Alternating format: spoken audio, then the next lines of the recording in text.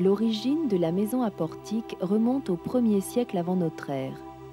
Narbonne est alors Narbo-Martius, la capitale de la province antique de Narbonnaise, qui s'étend des Pyrénées au lac Léman, de Toulouse jusqu'aux Alpes.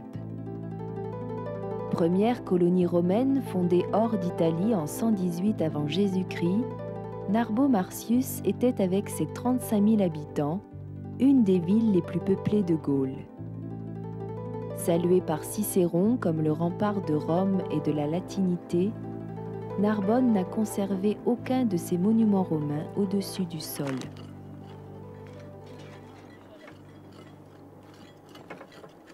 Les vestiges les mieux préservés proviennent du Clos de la Lombarde.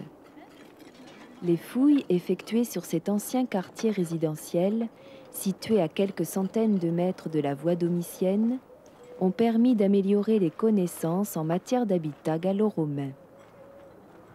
Raymond Sabrier est en quelque sorte le gardien spirituel de ce précieux trésor archéologique.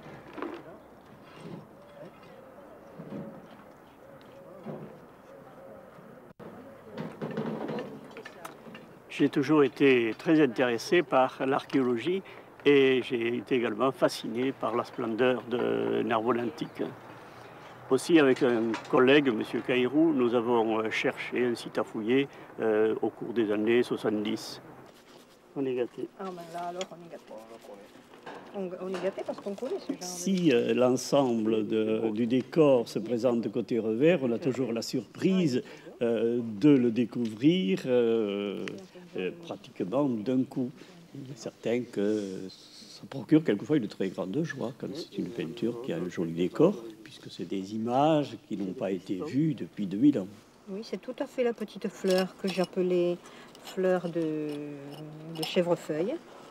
Hein, ça ressemble un peu à du chèvrefeuille, en fait, sinon peut-être de loin, enfin. C'est très beau. Oui, là, voilà, alors ça c'est l'encadrement d'un panneau rouge. Ouais. Oui, c'est très joli. Alors le travail de restauration exige beaucoup de patience et il dépend beaucoup de l'état de la peinture dans lequel la peinture a été trouvée.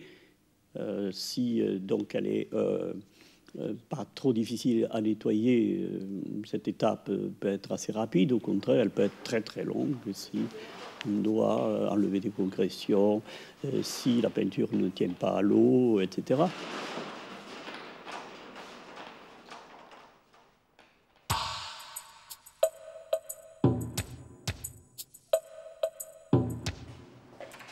Le but du restaurateur, c'est de ne pas toucher du tout à la peinture antique. Donc, il faut se débrouiller pour enlever tout ce qui est donc terre, concrétion, sans toucher au pigment.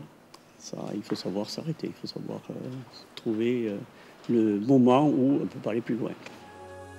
Le nom de son voisin, le propriétaire de la maison à portique, a disparu dans les méandres du passé.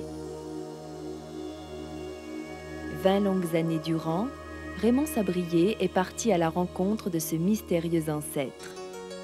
Pendant tout ce temps, il a pu imaginer la maison. Il en a même rêvé.